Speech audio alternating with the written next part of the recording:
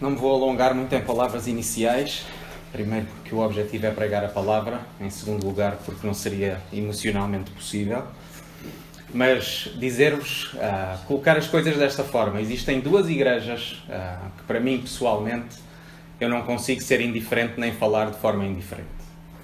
A primeira é a primeira Igreja Batista de Lisboa, onde nasci e onde cresci e onde fui educado pela primeira vez na fé. E a segunda é obviamente esta igreja. Muitos dos que estão aqui presentes ou nunca me viram ou não me conhecem bem, mas sou membro desta igreja desde 95. Foi aqui que namorei, foi aqui que casei, foi aqui que fui enviado e preparado para o ministério pastoral. Foi aqui que assumi pela primeira vez essa função e é com muita alegria que estou aqui e já chega. Envio-vos saudações e trago saudações da nossa igreja, e essa era uma questão que estava mencionada durante a escola dominical, que uma das coisas extraordinárias é podermos estar à volta do mundo e, apesar das diferenças culturais que possamos ter, encontrarmos irmãos na fé e encontrarmos pessoas que, tendo tido backgrounds completamente diferentes dos nossos, partilham a nossa fé. E é desses irmãos do outro lado do oceano, em Jackson, Mississippi, que eu vos trago saudações, e saudações no nome do nosso Senhor Jesus, porque estamos unidos na mesma fé. E agora convido-vos a abrirem as vossas Bíblias no livro, na carta aos Hebreus, no capítulo 4. Hebreus capítulo 4, versículos 14 a 16.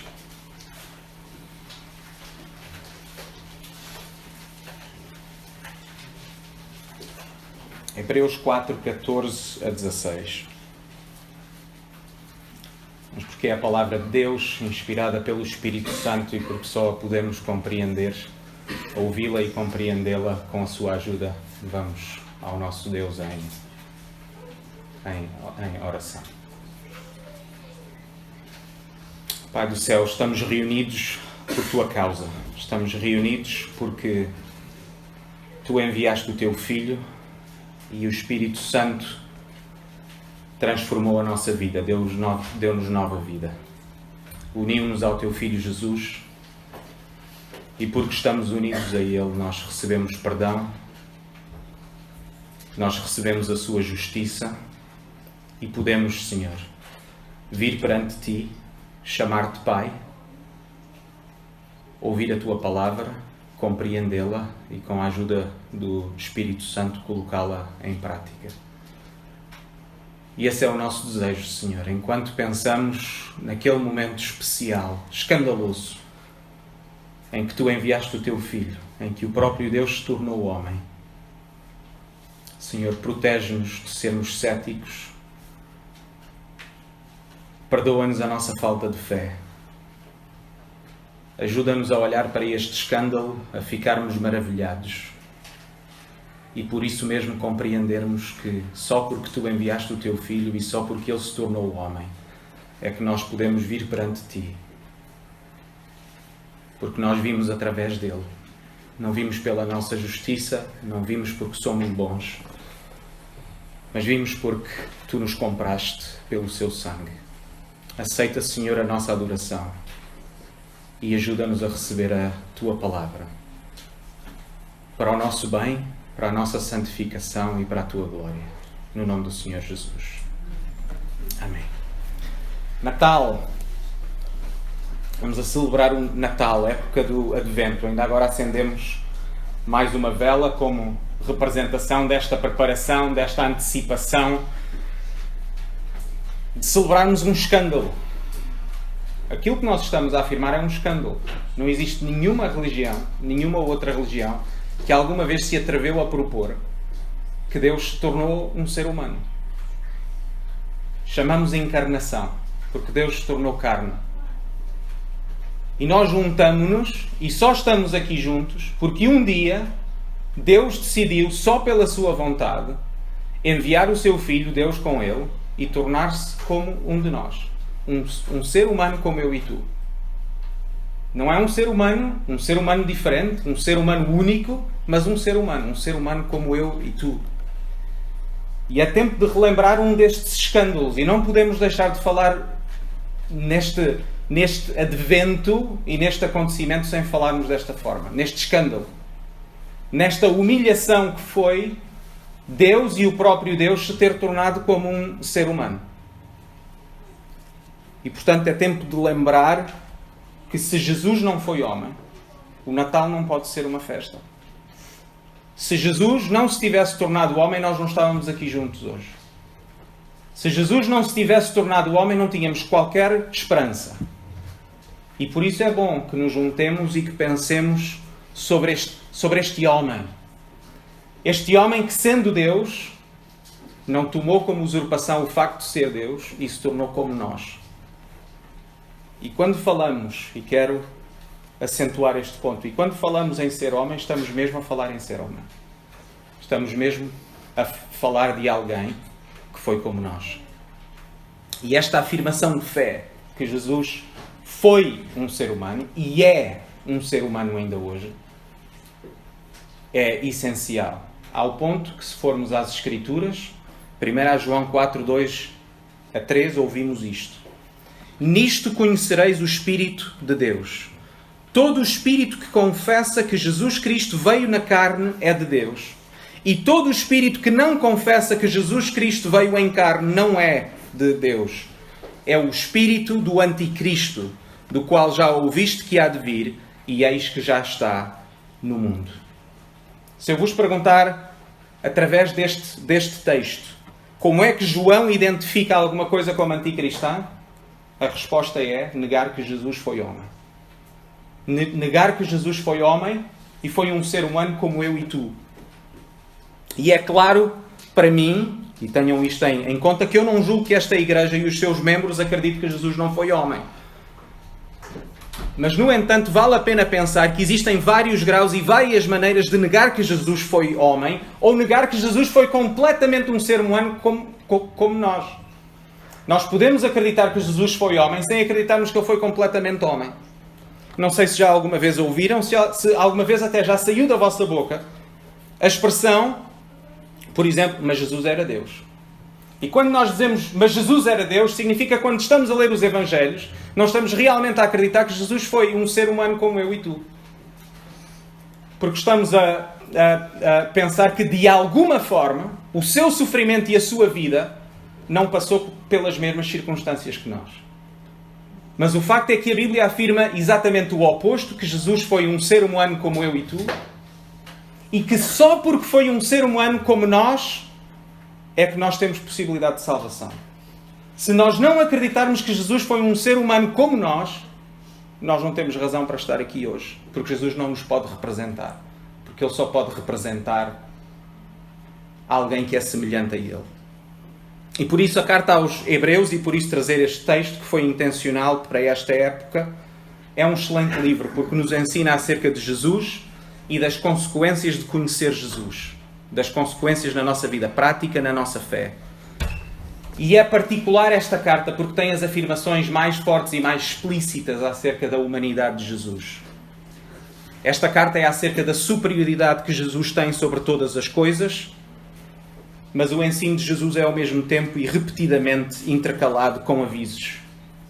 Esta carta é acerca de Jesus, da superioridade que Ele tem, acima dos anjos, acima de Moisés, acima de qualquer outra entidade, qualquer outra coisa ou qualquer outra pessoa.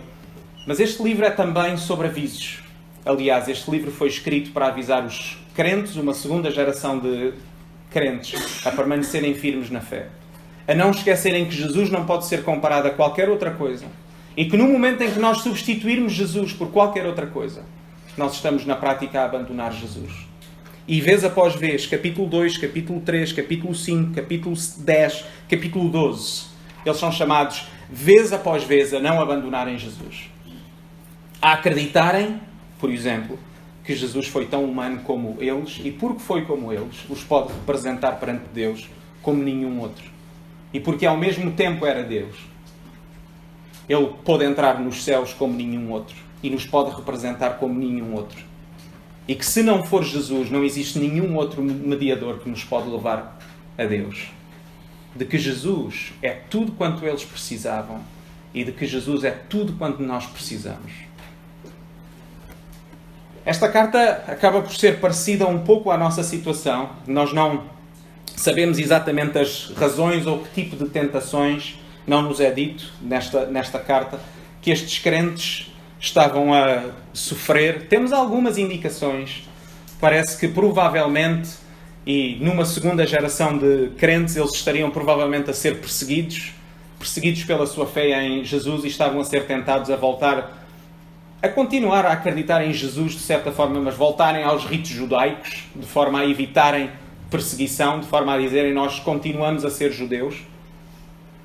E tem algumas parecenças connosco, um pouco diferentes, mas a verdade é que segundas gerações de crentes, ou pessoas que já são crentes que chegaram à fé já há muitos anos, têm algumas coisas parecidas. E no nosso caso, direi eu, é aquele sentimento de mornidão. É aquele sentimento de perder o primeiro amor, de perder a primeira alegria. De após alguns anos de fé, ou se provavelmente recebemos a fé dos nossos pais, ser alguma coisa que nós já tomamos por garantido. De viver o domingo após domingo, de tomarmos verdades garantidas, mas de certa forma de termos perdido o primeiro amor. E isso é algo até muito comum, infelizmente, naqueles que vêm à fé e que, passado 10 anos, estão tão mornos como o restante da igreja. Daquela alegria que se vai perdendo aos poucos. E esta é uma das características infelizes, direi eu, nos nossos tempos e nas nossas igrejas, na nossa cultura. Ao mesmo tempo, direi eu, que uma outra característica é de nós passarmos progressivamente a vivermos uma certa, ou notarmos uma certa inconsistência entre aquilo que nós dizemos, entre aquilo que nós cantamos, entre aquilo que nós oramos e aquilo que nós vivemos. Nós cantamos Tu és tudo para mim, não olho as circunstâncias, mas quantas vezes estamos a ser mentirosos na nossa própria afirmação e não damos conta? Porque essa inconsistência passou a ser aceita e passou a ser normal. E por isso esta passagem é muito importante para nós. É muito importante para nós quando chegamos ao Natal, quando chegamos à celebração de um dos maiores escândalos da história da humanidade. De nós pensarmos sobre o que aconteceu e de pensarmos sobre as consequências práticas que tem na nossa fé. Este pequeno texto tem duas exortações. Vejam o versículo 14. Retenhamos firme a confissão. E depois no versículo 16 uma segunda exortação. Entremos com confiança no trono da graça. E dá-nos duas razões. Porquê? Porquê é que devemos manter a nossa confissão? Porquê é que devemos e podemos entrar com confiança na presença de Deus? Uma é porque Jesus entrou nos céus, versículo 14, logo no início, e depois no versículo 15, porque Jesus pode simpatizar com as nossas fraquezas, porque Ele foi como nós. E finalmente tem um propósito, um fim. Bem no fim do versículo 16. Entramos no trono da graça para um propósito e para um fim. Porque ao entrarmos com confiança nós podemos encontrar graça, podemos encontrar misericórdia e podemos encontrar ajuda no tempo oportuno. Portanto, vamos começar pelas razões. Um sumo sacerdote, diz-nos o texto, um sumo sacerdote que se compadece de nós, um sumo sacerdote que entrou nos céus. E o texto começa com um portanto ou um por isso, eu não sei exatamente como vocês têm nas vossas traduções. E como já vos disse, o autor está basicamente preocupado em argumentar vez após vez, após vez, após vez, que Jesus é superior a qualquer outra coisa. Ele começa por dizer logo no capítulo 1, ele é superior aos anjos, e depois avança e diz que Jesus é um mediador que é superior a Moisés e a Josué. E não é por acaso que esta carta se chama aos Hebreus. Pensem na mentalidade judaica. Não haveria ninguém superior a Moisés, porque foi através de Moisés que a lei foi dada e não haveria nada superior à lei. E quando falamos sobre a lei, falamos sobre a Tora, falamos sobre os primeiros 5 livros da Bíblia, do Antigo Testamento. E, portanto, Jesus é superior até a Moisés. Jesus é superior a Josué. E depois, no versículo 14, o autor exorta-os a não abandonarem Jesus porque ele é um sumo sacerdote perfeito. Agora, coloquem na vossa mente esta imagem, porque estas expressões podem ser difíceis para nós de compreender. Pensem, porque já tomamos por garantido que nós chegamos aqui e acreditamos que estamos perante a presença de Deus. Uma presença que é mediada através de Jesus, mas não temos sacerdotes hoje. Eu não sou um sacerdote e o vosso pastor não é um sacerdote. Ele não faz de mediação entre vocês e Deus. Mas se forem ao Antigo Testamento e se pensarem no significado do pecado, e se pensarem em tudo o que era necessário para se aproximarem de Deus, então começam a dar valor ao que é chegar de forma direta, embora mediada através de Jesus, mas temos acesso direto ao Pai. Voltem ao Antigo Testamento, voltem a todos os sacrifícios, voltem a todas as cerimónias que era necessário fazer para que o sacerdote pudesse, só ele, apresentar sacrifício a Deus. Ninguém chegava a Deus de forma direta. Era através de sacrifício, e apenas o sumo sacerdote, uma vez por ano, podia ter acesso direto a Deus. Após passar por rituais de purificação, para que pudesse estar pronto para se apresentar perante Deus. É claro que nós hoje chegamos, mas chegamos porque alguém apresentou o sacrifício último. Mas devemos pensar nisto. Pensem que o sumo sacerdote é o nosso representante. Mas este Jesus é um sacerdote melhor. É um sacerdote e é um sumo sacerdote que é acima dos anjos. É um melhor sumo sacerdote e mediador do que foi Moisés, ou do que foi Josué, ou do que foi os sacerdotes, todos os sacerdotes do Antigo Testamento. Porque Jesus está a este autor a tentar convencer os seus leitores que Jesus não tem comparação. Que Jesus é insubstituível. Que todos esses mediadores, embora fossem necessários e embora fossem dados por Deus, não existiram por eles próprios, mas existiram para antecipar a vinda do verdadeiro mediador. Daquele que poderia levá-los diretamente a Deus. E ele está a tentar convencê-los. Este é Jesus. Só Jesus. E mais ninguém. E por isso eles não podem abandonar Jesus, porque abandonar Jesus é abandonar a sua própria salvação. Porque não existe nenhum outro mediador, diz este texto, que entrou nos céus. O autor que já tinha afirmado acerca deste mesmo Jesus, em Hebreus 2, 17 e 18. Ouçam. Pelo que convinha que em tudo fosse semelhante aos seus irmãos. E aos seus irmãos são todos aqueles que foram unidos a ele. Convinha que em tudo fosse semelhante aos seus irmãos, para ser misericordioso e fiel sumo sacerdote, naquilo que é de Deus, para expiar os pecados do povo, porque naquilo que ele mesmo, sendo tentado, padeceu, pode socorrer aos que são tentados. Era necessário que Jesus fosse, em quantas coisas, igual a nós? Que fosse, em tudo, igual a nós.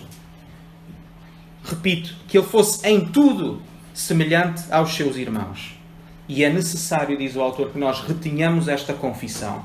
Porque Jesus, se Jesus não foi em tudo semelhante a nós, então ele não é o nosso Salvador. Se ele não foi em tudo semelhante a nós, então ele não nos pode representar. Jesus foi tentado. E muitas vezes, digo eu, às vezes podemos ler os Evangelhos e temos a típica afirmação, mesmo que não digamos explicitamente, mas Jesus era Deus. Mas sempre que nós dizemos, mas Jesus era Deus, de certa forma como que, ok, Jesus podia, mas eu não. Aquilo que nós estamos a afirmar é que Jesus não foi em tudo semelhante a nós. Vejam o que o autor afirma no versículo 15. Jesus foi tentado. A pergunta é, de que maneira? Em todas as coisas, diz este texto. Jesus foi tentado em todas as coisas. Não significa que ele foi tentado em todos os pormenores, mas que foi tentado em todas as áreas. Temos de ter em conta, e isto pensem, porque é muito normal, mesmo na ação pastoral é muito normal. Mas tu nunca viveste estas coisas, tu não podes entender-me. Mentira. Sempre que vocês afirmarem isso, estão a dizer que Jesus não pode compreender-vos. E se Jesus não pode compreender-vos, não pode representar-vos. Se Jesus não pode representar-vos, vocês não podem ser salvos. Jesus não foi tentado em todo o pormenor, mas Jesus pode compreender-nos por uma razão simples. Porque a tentação e o pecado é igual, independentemente das áreas em que se manifestar. Nós todos aqui temos áreas de tentações diferentes. Mas a tentação é a mesma. É a tentação de desconfiarmos de Deus, é a tentação de não confiarmos na sua palavra e é a tentação de acharmos que sabemos melhor que Deus. E por isso Jesus foi tentado. Jesus foi tentado a desconfiar do Pai. Jesus foi tentado a ter um novo caminho do que aquele que o Pai lhe tinha dado. Se calhar precisamos de voltar aos Evangelhos e perceber que Jesus foi tentado em toda a sua vida e no clímax e na consumação dessa mesma tentação, ele teve que orar. Teve que orar em angústia e dizer: Pai, a minha vontade não é a tua. Pai, se possível, afasta de mim este cálice. Mas não se faça a minha vontade, mas a tua. Jesus estava a dizer: eu estou a ser tentado a não ir à cruz. Esta não é a minha vontade. Mas esta é a tua vontade, Pai. E eu confio em ti. Se nós não acreditarmos que Jesus foi como nós não vamos acreditar que Jesus foi realmente tentado em todas as formas, como este texto diz. Mas se Jesus não foi tentado em todas as formas, ele não nos pode representar porque ele não foi como nós. E ele foi tentado em todas as coisas. E diz mais ainda, é que ele foi tentado de forma semelhante. Mais uma vez, as tentações foram reais. Os Evangelhos não foram escritos para nos contar teatro, mas para contar uma verdadeira luta que Jesus teve. As tentações foram reais. Jesus não pecou porque ele era perfeito e porque ele era justo, mas isso não quer dizer que ele não tenha sentido as tentações na pele. Ou seja, que ele não tenha sentido a fraqueza humana e a tentação de ceder a essa mesma fraqueza. O facto de Jesus não ter cedido à tentação não significa que ele não tenha sido tentado. Porque se Jesus não foi um ser humano como eu e tu, então as tentações não foram reais. Será que Jesus teve que ter fé, como nós temos que ter fé no Pai? Sim. Jesus foi tentado em todas as maneiras, em todas as coisas e de forma semelhante. Jesus foi tentado a ceder à tentação de não confiar no Pai. Por sua vontade, ele não tinha ido à cruz. Mas ele foi à cruz porque ele teve fé. Mas diz-nos finalmente uma outra coisa. 3. Sem pecado. Esta é a diferença entre Jesus e nós. Porque Jesus foi diferente em duas coisas. Uma, naquilo que nós celebramos, que é o Natal, o seu nascimento virginal. E a segunda, no facto de que ele nunca pecou. O primeiro, porque tendo sido a ação do Espírito Santo, impediu que o pecado original o afetasse. E Jesus não teve uma natureza humana pecaminosa como nós temos. Porque ser humano não significa ser necessariamente pecador. Adão, antes de ter pecado, era um ser humano. Mas nunca tinha pecado. Porquê? Porque o pecado não é inerente à condição humana. Quando Jesus voltar e nós formos glorificados, nós vamos ser humanos. Vamos continuar a ser humanos por toda a eternidade. Espero que nenhum aqui acredite que nós vamos ser imateriais e vamos andar a voar. Nós vamos ter um corpo. Vai ser um corpo glorificado. Vamos ter um corpo como Jesus ressuscitou num corpo. Que eles podiam tocar. Um corpo que precisava de comer, um corpo que foi elevado à vista deles, um corpo que vai regressar quando Jesus voltar. E nós vamos ter um corpo. Mas Jesus não teve uma natureza pecaminosa como nós. E a segunda coisa é que ele nunca pecou. E que por isso, porque ele nunca pecou e resistiu à tentação como nenhum de nós consegue resistir, ele pode ser o nosso sumo sacerdote. Ele pode representar-nos. E mais do que isso, ele pode dar-nos todas as bênçãos que o Evangelho oferece. Ao mesmo tempo, ele não é um sacerdote qualquer. Sabem que o problema dos sacerdotes do Antigo Testamento é que eles eram como nós, inclusivamente no pecado. Em relação a nenhum sacerdote no Antigo Testamento diz que ele entrou nos céus. Nenhum sacerdote do Antigo Testamento pode dizer que tinha acesso não mediado a Deus. Porque eles próprios também tinham que oferecer sacrifício pelos seus próprios pecados. A diferença em relação a Jesus é esta maravilha. É que Jesus nunca ofereceu sacrifício por si mesmo, antes, a si mesmo se ofereceu como sacrifício por nós. E essa é a grande maravilha para nós. Jesus é um mediador que entrou nos céus e por isso tem acesso ao Pai. E ele é um sacerdote melhor. Porque ele não só apresentou um sacrifício, ele apresentou-se a si mesmo como sacrifício. Ele fez o que nós nunca podíamos fazer. Nunca. E por isso, porque ele foi justo, porque ele foi perfeito, porque ele foi tentado em todas as coisas e de forma semelhante, mas como nunca pecou, ele pode trazer-nos ao Pai. E se nós formos, não temos tempo agora, mas se formos pela carta aos Hebreus, capítulo 6, capítulo 8, capítulo 9, 2 vezes, capítulo 10, o autor muitas vezes nos mostra e afirma esta capacidade de Jesus única de nos levar ao Pai. Única. Agora vamos aos mandamentos, à prática da nossa fé. Agora ele começa a exortá-los a não abandonarem Jesus, porque Jesus é o único. Não tem comparação. Ele diz, retenhamos, mantenhamos a nossa convicção. É um mandamento, não é uma opção. Ele não lhe está a dar um conselho, ele está a dizer, vocês têm de manter a vossa confissão. Vocês têm que manter a fé que vocês professam. É algo muito comum na igreja contemporânea ouvir que a doutrina divide, não é? Alguma vez alguém ouviu aqui? Não vamos discutir sobre essas coisas porque a doutrina divide. E a Bíblia confirma, a doutrina divide. Se vocês não acreditam que Jesus foi um ser humano, então vocês estão contra Cristo. Se vocês afirmam que Jesus foi humano, então vocês têm o Espírito de Deus. A doutrina divide de facto, porque faz a diferença entre salvação e condenação. Não reter confissão, ou acreditar em algo que não Jesus, ou acreditar num Jesus distorcido, não é uma coisa menor. Não acreditar que Jesus foi completamente humano como nós, não é um pequeno pormenor. É uma sentença de morte. Porque se Jesus não foi como nós, ele não nos pode representar e não nos pode dar salvação. Desprezar, esquecer ou distorcer quem Jesus é, não é apenas um detalhe da nossa fé. É uma sentença de morte. E é por isso que neste contexto o autor diz, temos de manter a nossa confissão, porque é um assunto de vida ou de morte. Não é apenas dar-nos certos conselhos. São avisos e são avisos sérios, contundentes e urgentes.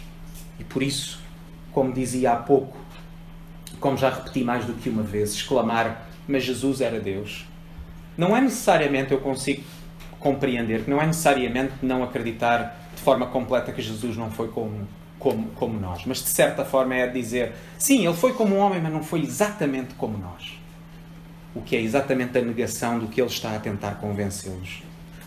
Por isso, quando a igreja é tentada a deixar o seu primeiro amor, a resposta não pode ser apenas prática, mas de voltar às verdades básicas da fé. Porque a nossa fé, aquilo que nós acreditamos na nossa mente e no nosso coração, é a base das coisas que nós fazemos. Um dos erros básicos do ministério pastoral é quando alguém surge perante nós com algum problema e nós acharmos que vamos resolver com alguns conselhos práticos. O nosso pecado e os nossos problemas são um reflexo sempre de algo mais profundo. Nós precisamos de entender onde está o problema de fé. E ao voltarmos às verdades básicas, que é o que o Novo Testamento faz em todas as suas cartas, é voltarmos às verdades básicas e a partir dessas verdades básicas, a partir do que nós acreditamos, então vivemos à luz daquilo que nós acreditamos. E é o que o autor aos Hebreus está a dizer. Não atirem fora a vossa fé. Não pensem que afirmar que Jesus é um mediador único. Não pensem que afirmar que Jesus foi completamente ser humano como eu e tu é um detalhe. Não é. Porque se tu negares que Jesus foi um ser humano como eu e tu, estás a passar-te a ti mesmo uma sentença de morte. Retém, abraça, ama, estima, protege, guarda com cuidado a confissão de fé. Porque é a verdade. E neste caso tem a ver com a humanidade de Jesus. Nós temos de ser lembrados que Jesus foi um ser humano como nós, que entrou nos céus e que está a interceder por nós. E é importante entender a verdade que está afirmada. E permitam-me dizer isto, que é, muitos querem a graça de Deus, não é? Muitos querem saltar para o versículo 16. Entrem, recebam a graça de Deus, recebam a misericórdia de Deus, recebam a ajuda de Deus. Mas muitas vezes esquecemos que o versículo 16 e o final do versículo 16 é a consequência do versículo 14. Se nós não retermos a nossa confissão, nunca vamos receber graça, nunca vamos receber misericórdia, nunca vamos receber a ajuda de Deus. E permitam-me até dizer isto, que é, eu julgo que muitas vezes, e nos momentos de maior dificuldade na nossa vida, o consolo de Deus não chega a nós, porque nós, na prática, achamos que Jesus não nos pode mesmo ajudar. Porque na prática nós não lemos os Evangelhos e percebemos que Jesus sofreu de uma maneira como nós sofremos e ainda mais de formas que nós não conseguimos sequer compreender. Mas se lermos os Evangelhos e percebermos como Jesus sofreu como um de nós, então nós vamos a Jesus quando precisamos de ajuda. E muitas vezes nós não vamos a Jesus porque nós não achamos que Ele nos possa de facto ajudar. E às vezes perdemos a graça de Deus porque nós não acreditamos que Ele de facto nos pode ajudar. E tentamos outras coisas. Mas o segundo mandamento é este. E esta é a grande maravilha. Entremos perante Deus e recebamos misericórdia, graça e ajuda. Vejam o versículo 16. Entrem na presença de Deus através de Jesus com confiança, não com medo. Não mais como no Antigo Testamento, através de sacrifícios, através de sangue, porque o sangue que foi derramado por Jesus é suficiente. Entrem, não entrem com medo, entrem confiantes. Não é porque vocês são bons, não é porque vocês são perfeitos, mas é porque Jesus foi e é perfeito. É porque Jesus esteve no vosso lugar.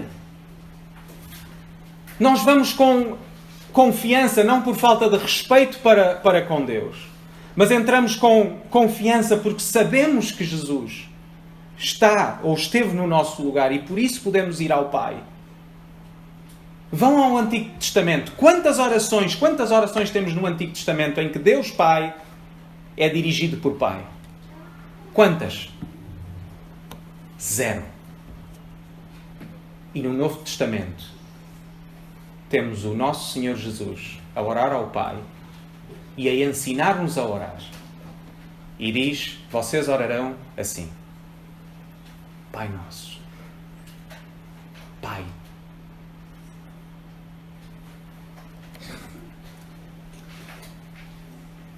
Vamos à maravilha então. Se Jesus foi um ser humano como eu e tu, então, na sua perfeição, na sua obediência, Ele pode representar-nos. Ele pode estar no nosso lugar, Ele pode ser o nosso mediador, Ele pode levar-nos ao Pai, nós podemos receber ajuda e podemos receber consolação. Ele pode interceder. Vejam esta maravilha. Jesus, o próprio Jesus, diz que entrou nos céus e que está a orar por nós. Ele está a orar por nós a todo o momento. Porque Ele sabe o que é ser homem. Ele conhece os nossos sofrimentos. Ele conhece as nossas dificuldades. Ele conhece as nossas fraquezas. E por isso mesmo, Ele está a interceder por nós. E Ele pode consolar-nos. Porque Ele experimentou, Ele sabe o que é. Mas ao mesmo tempo Ele conquistou um poder que nós nunca conseguiremos conquistar. A não ser que algum aqui se coloque de pé e diga: eu nunca pequei. Eu consigo controlar-me perfeitamente. Eu consigo controlar o meu sofrimento. Não. Nós olhamos para Jesus porque Ele foi capaz de fazer o que nós nunca fomos capazes de fazer. E agora peço que me possam ouvir.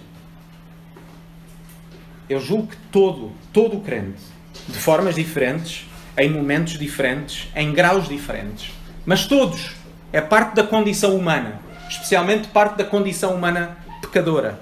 Todos somos tentados em momentos de maior dificuldade a perguntar: onde é que está Deus? Alguma vez se sentiram abandonados? Alguma vez olharam à volta e parecia que perderam o chão? Sim, faz parte da nossa condição. Sofrimento e solidão e dificuldade e momentos em que nós não sabemos exatamente o que fazer. E devemos assumir, enquanto cristãos, devemos ser sinceros e dizer que o problema do sofrimento continua a ser uma das maiores questões para a fé cristã.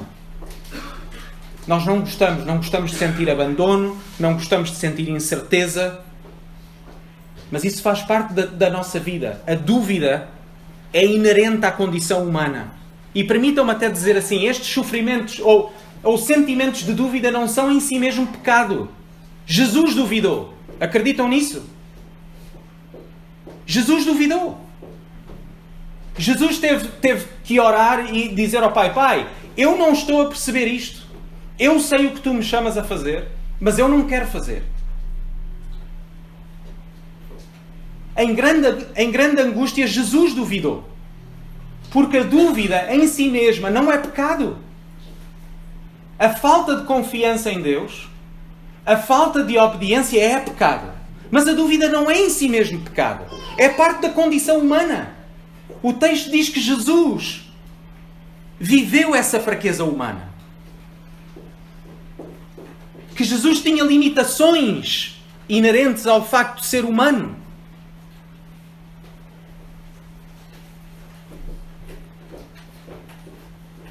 Mas Jesus nunca pecou. Mas Jesus sabe. E ao mesmo tempo, todo o crente, de forma diferente, em momentos diferentes, em graus diferentes. Mas todos temos que lidar com o nosso próprio pecado. Não temos? A luta com o nosso pecado pode ser consumidora. O pecado, o sentimento de culpa, são devastadores e são deprimentes. Alguém se lembra de Judas Iscariotes? O sentimento de culpa levou-o à morte. Sem nenhuma salvação. Mas pode ser tão angustiante que pode levar à morte. Às vezes, sinceramente, falta-nos alguma sensibilidade para olharmos para nós próprios e percebermos o nosso próprio pecado e a nossa própria miséria. Mas é deprimente. Lutarmos com o nosso pecado e se procurarmos ser cristãos sérios e procurarmos, como o texto bíblico nos ensina, a mortificar o nosso pecado, é de levar-nos às lágrimas. De lutarmos e de sentirmos a nossa fraqueza.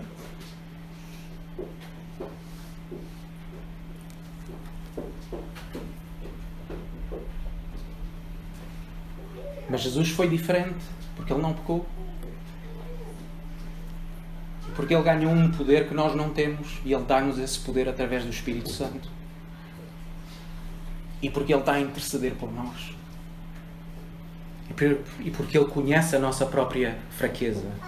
Sabem, a fé cristã é, neste sentido, muito diferente das propostas modernas. As pessoas à nossa volta, a sociedade à nossa volta, não gosta de sentimento de culpa.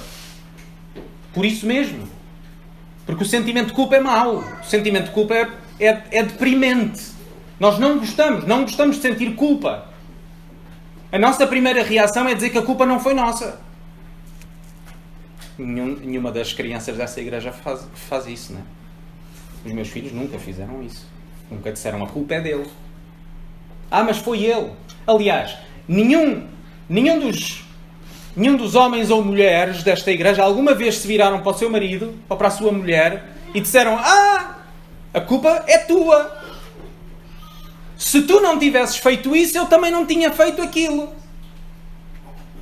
E sabem porquê? Porque a culpa é esmagadora.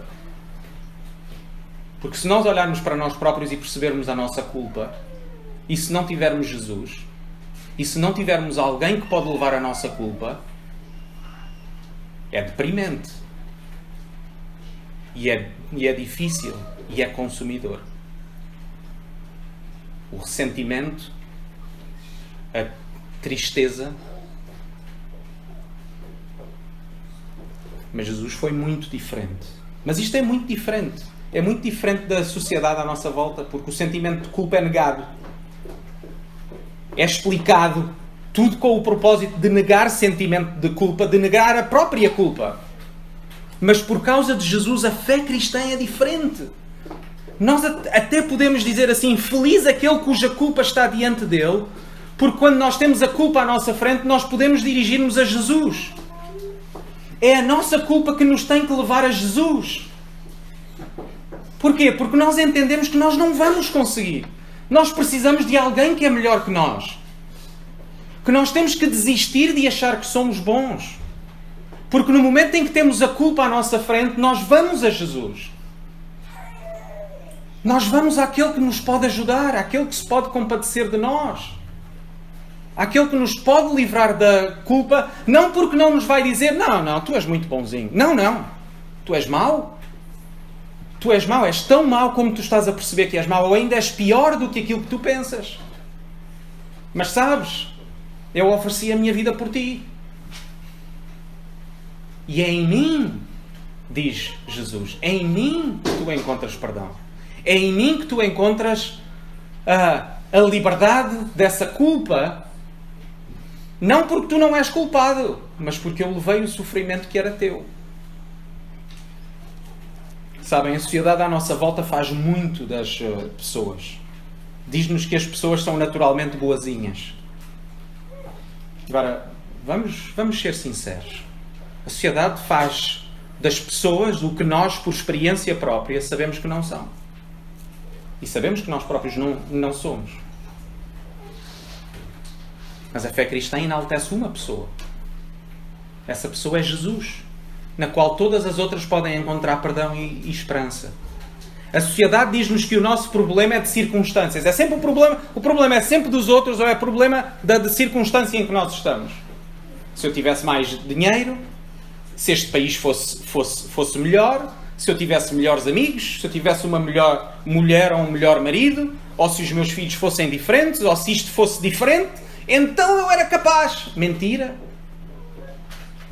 Porque a fé cristã afirma: o problema é nosso, o problema é o do nosso coração. Nós não pecamos porque os outros nos obrigam a pecar. Aquilo que acontece muitas vezes é que os outros expõem o nosso próprio pecado. Mas o pecado é nosso. Porque aquilo que a Escritura nos ensina é que o problema está no nosso coração. Mas em Jesus nós encontramos solução. Se olharmos para Jesus, encontraremos salvação.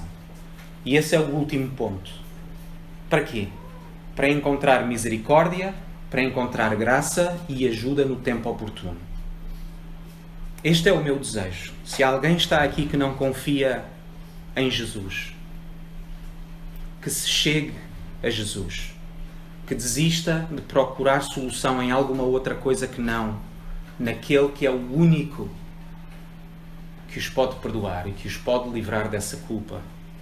Daquele que é o único que pode, nos momentos de sofrimento e de dificuldade que todos nós passamos, simpatizar connosco.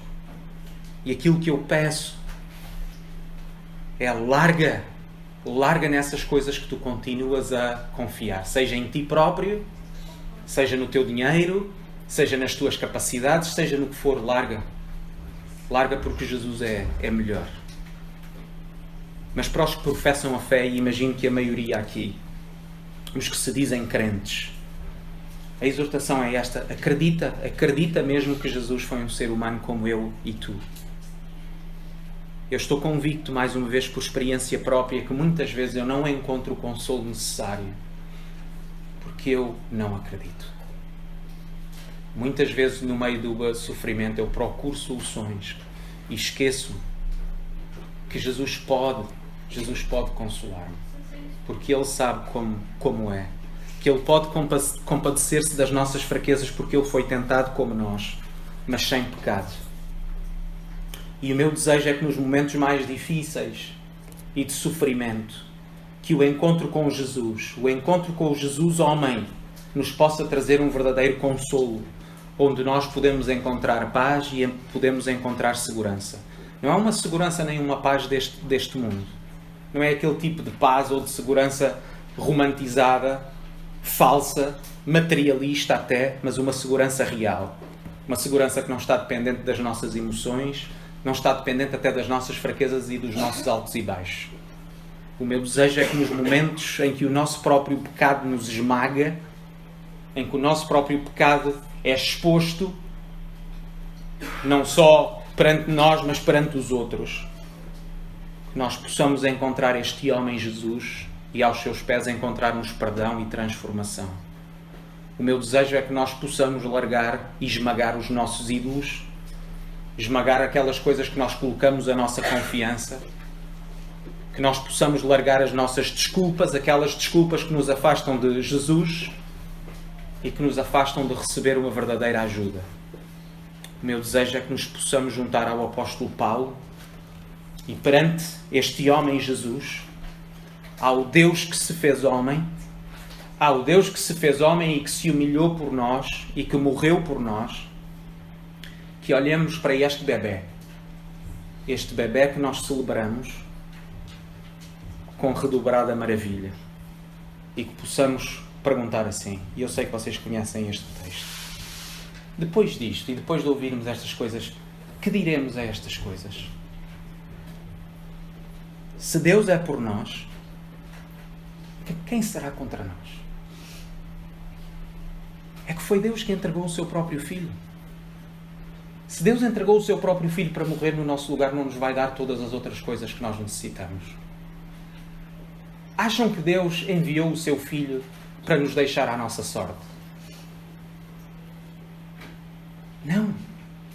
Quem intentará a acusação contra os escolhidos de Deus? É Deus que nos aceita, é Deus que nos justifica. Quando nós sentimos o pecado de uma forma mais séria, é nisto que nós temos que lembrar. É virmos a Deus com redobrada confiança em perdão e saber que recebemos perdão dele. Porque é Ele que nos justifica. Quem é que nos vai condenar? Foi Jesus que morreu por nós. Ou antes foi aquele que ressuscitou. Foi aquele que ressuscitou, que ascendeu aos céus, que se sentou à direita do Pai e está a orar por nós. Jesus não foi embora e ficou. Ele enviou o Espírito Santo, o próprio Espírito Santo que também intercede por nós, Romanos 8. Quem nos vai separar do amor de Cristo? É a tribulação? É a angústia? É a perseguição? É a fome? É a nudez? É o perigo? É a espada? Sim, é verdade. Por amor de ti, diz o texto, nós somos entregues à morte todo o dia. Somos reputados como ovelhas para o matadouro. Mas mesmo no meio desses problemas e do nosso sofrimento, nós somos mais do que vencedores. Porquê? Porque nós somos bons? Não. Por aquele que nos amou. Por aquele que se ofereceu por nós. Eu estou certo. Ora, na vossa dificuldade, orem. Orem por poder afirmar isto. Isto eu estou certo. De que nem a morte, nem a vida, nem os anjos, nem os principados, nem as potestades, nem o presente, nem o futuro, nem a altura, nem profundidade nos poderá separar do amor de Deus que está em Cristo Jesus. Acreditam nisto, irmãos? É que isto faz toda a diferença. Eu não consigo entender como é que as pessoas conseguem viver sem esta certeza. Nós temos de negar muito as nossas circunstâncias para negarmos a nossa própria miséria.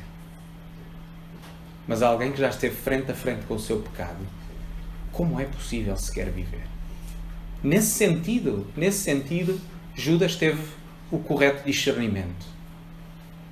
Que é, eu não tenho outra solução senão matar-me.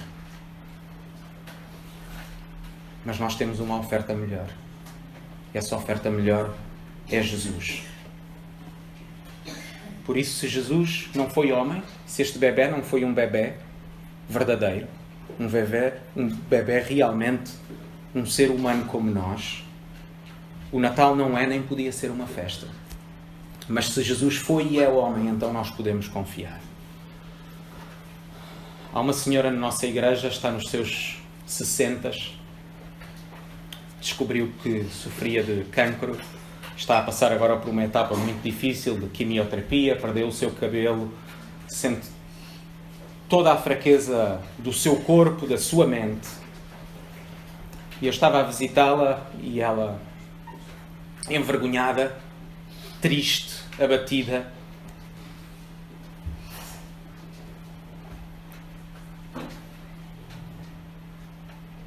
disse-me: eu estou a ter dificuldade em sentir. Eu não sinto Deus como sentia antes.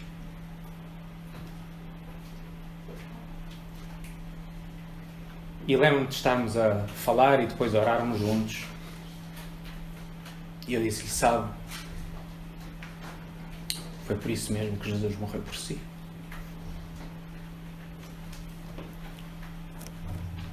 Porque é exatamente nos momentos em que estamos mais fracos, nós somos lembrados que Jesus veio a esta terra porque nós não somos capazes. Jesus veio porque nós somos fracos. Se nós fôssemos capazes, Jesus não tinha que se ter tornado bebé e como nós. E o meu objetivo foi exatamente confortá-la com isso. Irmã Diane, Jesus morreu por si. Isso não vai mudar porque você não é salva pela sua fé. Você é salva por Jesus. Foi Jesus que morreu por si. Você não, a sua fé, alta ou baixa, não a vai salvar. Jesus é que a salva. Através da fé. Mas é Jesus que a salva. Não confunda a força da sua fé com a força do seu Salvador. Porque nos momentos em que estamos lá em baixo, é nos momentos em que nós somos lembrados que temos um grande Salvador. Porque senão Jesus não precisava de ter vindo. Se nós fôssemos super-homens e super-mulheres, se nós nos aguentássemos em qualquer circunstância, por que é que Jesus precisava de ter vindo? Jesus veio porque nós somos fracos. E Jesus veio para a irmã Diane. Jesus veio para quando a fé dela está em baixo, ela seja lembrada que tem um grande Salvador. E é isso que eu gostava que nós fôssemos lembrados neste Natal. E ouvíssemos este mandamento como um conforto. Entremos com confiança no trono da graça para podermos receber misericórdia e graça e encontrar ajuda na altura necessária, no tempo oportuno. Que esta maravilhosa graça de Deus esteja convosco.